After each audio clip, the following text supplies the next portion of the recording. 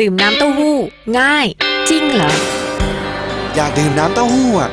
แต่จอดไม่ได้ไม่เป็นไรมิวมีอยากกินน้ำเต้าหู้อ่ะแต่เดี๋ยวไม่ทันรีบเหรอไม่เป็นไรมิวมีโอวัลตินเนเจอร์เซเล็กซอยครั้งแรกของโอวัลตินกับน้ำเต้าหู้ร้อนๆในรูปแบบผงแค่เติมน้ำร้อนก็อร่อยง่ายได้ประโยชน์จากถั่วเหลืองเต็มเมล็ดดื่มน้ำเต้าหู้ง่ายทุกที่ทุกเวลาใหม่โอวัลตินเนเจอร์เซเล็กซอย